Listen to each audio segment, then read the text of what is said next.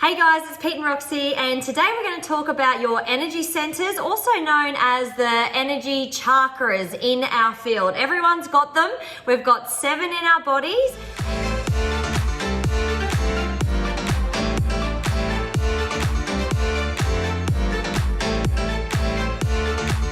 So we have 7 energy centers, and before our awakening we didn't really touch base with our energy centers that often, and every day now we are checking in with ourselves, flushing our energy centers to make sure they're in alignment. And it's a clear indication if there's something wrong with our bodies or our emotions. We go into our energy chakras and see what we find. When we're stressed, when we're going through difficult times, even when we're remembering grief or pain out of our past, those thoughts, those emotions, that event actually gets stored in our body. And this idea that often disease first starts in the mind and then later manifests itself in the physical body is leading to a whole branch of medicine and the science of psychoneuroimmunology, looking at how the workings of the brain and mind does influence the physical body. And definitely what we find is when we're working in close with people, helping them to work through grief or work through some sort of trauma or stress or thing that's going on in their life, very often there can be a corresponding link between that traumatic event and actually weak spots that have manifested itself in the physical body, and they have found it by relieving themselves of the pain, the trauma, the stress, the upset. Often they find an improvement in their physical body, right? Yeah, so we're going to give you a brief outline of your energy centers, and some of you already know, but there's also some tips on the end of it to see if you're reacting in that area of the body. So we've got the root chakra. It's the base chakra, and it sits just below the tailbone in the body, on the bottom of the spine. And this chakra is, resulting in control, lack of money, lack of wealth, breath, living. What else would you say?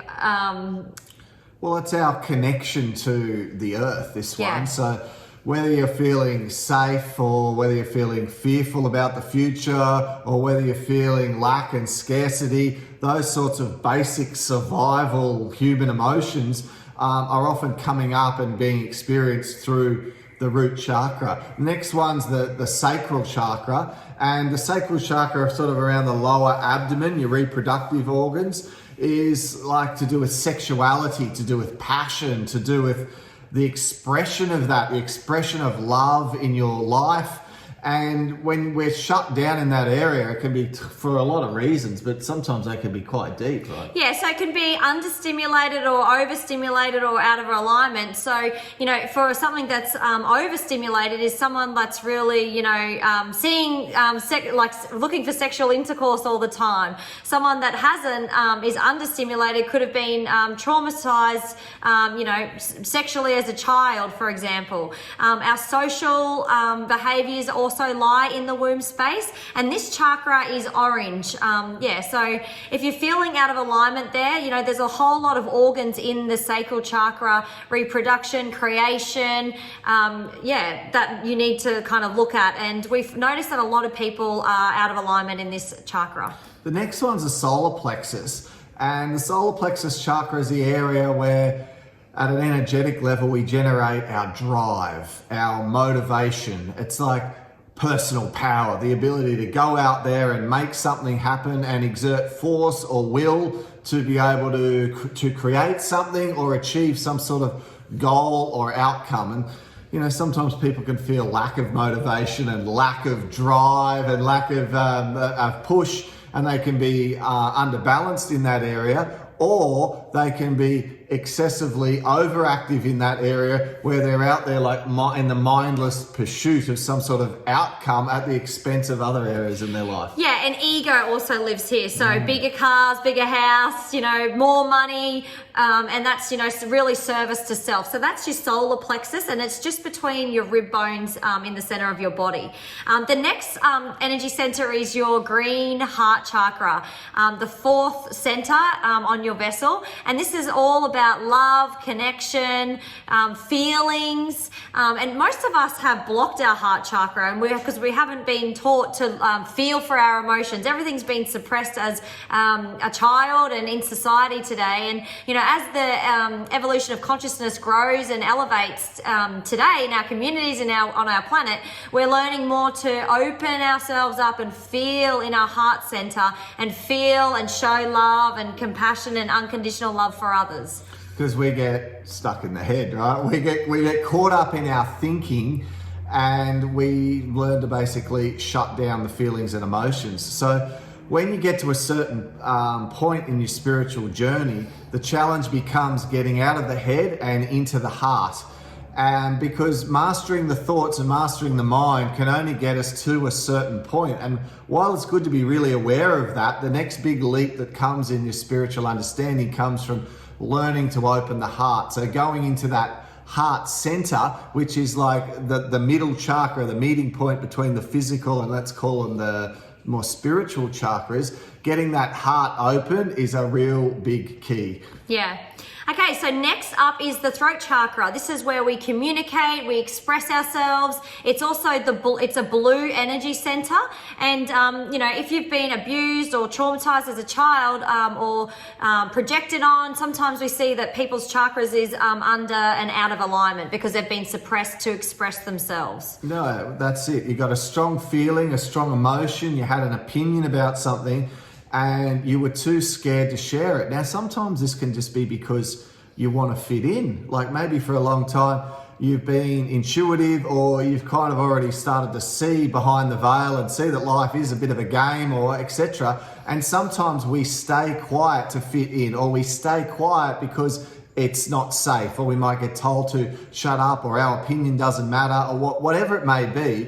So we can shut down our ideas and opinions, but sometimes what can actually happen is we get shut down in our own self-expression. So expressing who we really are, what we really are.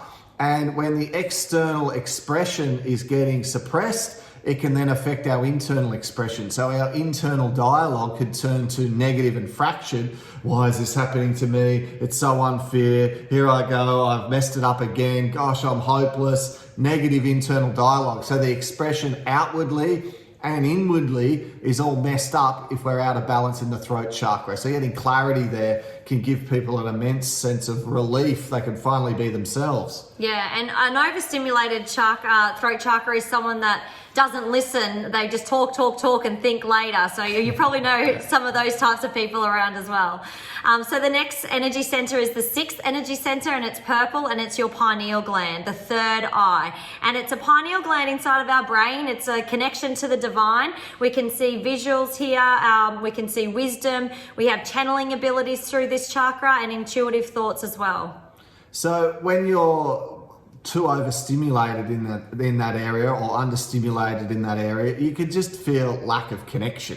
If your intuition isn't what it used to be, or you're not getting those knowings, or you're not feeling like you're really, in flow, you're not remembering your dreams so much, it's like things aren't as bright as they used to be, then this could be that you could be shut down in the pineal gland area, and often that can be influenced by stress and our brain activity. It can be influenced by diet, and it can be also just influenced through a lack of use and just not a lot of mental fitness in that particular area, which is something which, once recognized, is actually pretty easy to fix. Yeah, it's like a muscle. If we don't go to the gym, it's going to be really weak. So if we're using it every day and meditating and connecting with the pineal gland to open ourselves up, we're going to be using that muscle, and it's going to start flexing more and more and more. Yeah, and I think the final one to talk about is our crown chakra, sometimes referred to as the violet flame, the spiritual chakra, the connection to the divine.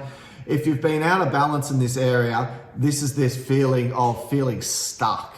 Like you might feel like you're going through life with the brakes stuck on, and you're having these bigger questions about purpose and connection, and you certainly don't feel like your life's in flow. You don't feel like you're getting synchronicities and they're at the right place at the right time and everything's rolling and falling into place, you're right, not connected. And the feeling of connection is beautiful. Yeah, we're connecting to source energy, the divine, and we are getting knowings dropping in, truth dropping in, downloads. Some other people use the word intuitive thoughts coming in. So what we want to do is imagine a big circle around our crown, opening up to the divine as wide as we can and receiving so much. And, you know, every night giving thanks for that connection to source energy. So yeah, pretty much the 7 energy centers. So a simple exercise could be just lying in bed at night, getting yourself nice and present and relaxing. And how to do that by just focusing on the body and imagine draining the stress out. And then just picturing for 20 or 30 seconds,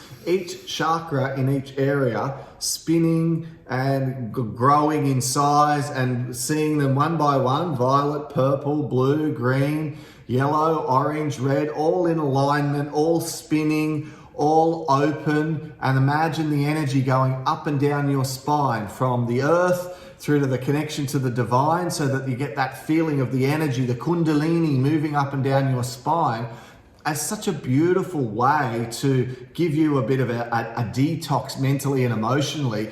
But also at a deeper level, it's helping to program you to just be more present, more higher vibe as a person, and have that come out naturally. You know, it's one thing to be a positive thinker, but it's a whole lot easier if you don't have to sort of think about it. You just are positive, if you get what I mean. And this can come by opening up these energy centers and just being in that higher state.